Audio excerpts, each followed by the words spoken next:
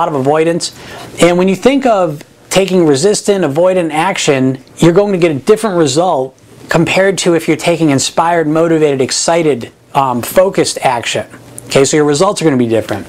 The other thing is that willpower takes a lot of energy and a lot of time. Right? When you think about all the time you waste trying to get yourself to do something, when you think about how tiring it is to keep forcing yourself to do something, it's fine when you're really focused on a goal that you have, but if you get distracted, you get depressed, you get overwhelmed, different things come up in your life, it's hard to focus all that energy to get yourself to do something.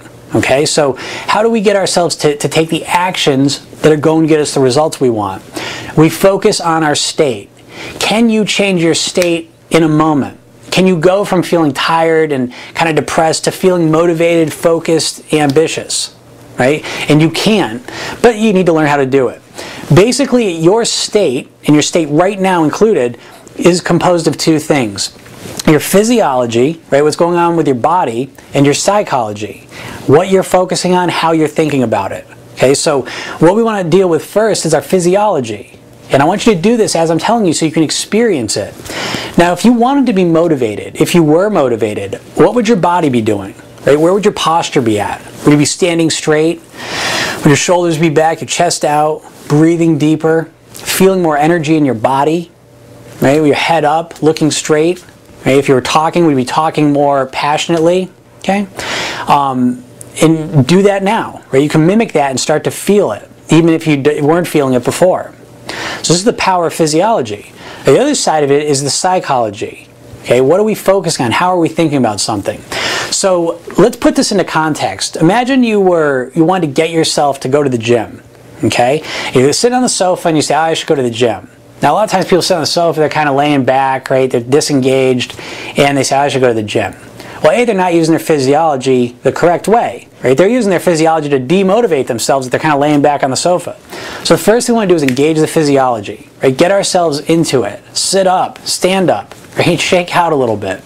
Now you've engaged the physiology, let's think about the psychology. What are you focusing on?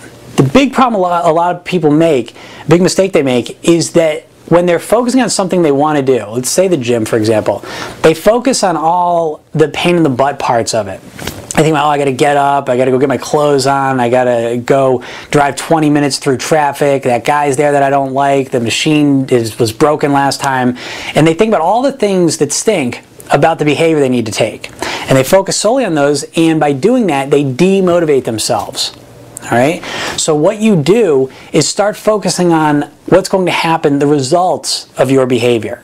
And you minimize the pain in the butt parts. Okay? So you focus on what it's like when you're leaving the gym, knowing you just worked out. Right? Maybe you feel stronger. Maybe you feel like you did something. Sense of accomplishment.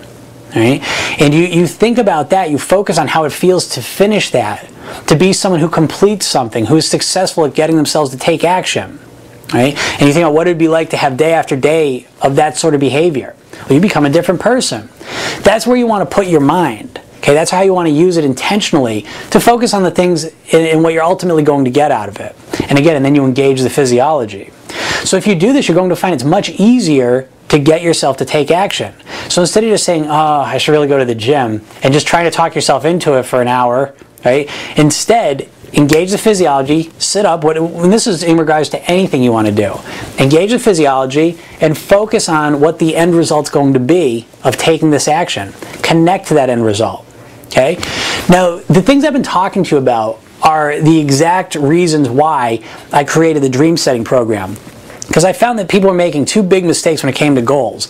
The first one was that when they were setting goals, they were oftentimes setting them in a poor state. Okay, so maybe they'd be stressed about money, and they would, in that state of mind, set what goals they wanted for money. Well, what happened is they had scarcity goals. They had goals that were the foundation of were scarcity, nervousness, anxiety, stress.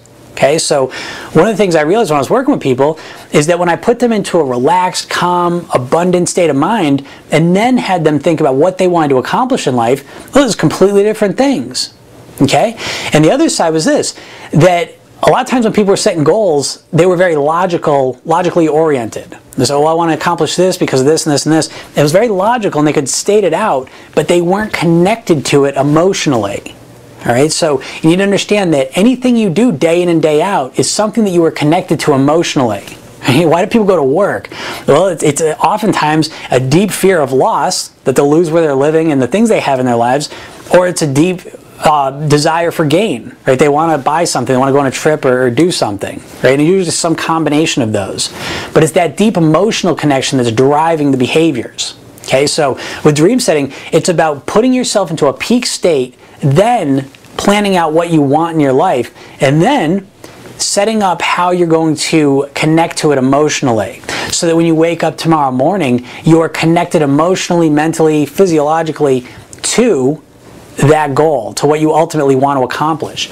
And it becomes a much stronger foundation to achieve what you want. Okay, so I appreciate you listening to this video. I hope you learned something. If you want to learn a little bit more about how to set goals in this new way, you can read on this page here about all the different techniques that you can use in order to accomplish that. Again, I'm Jim Katsoulis, and I want you to have a great day.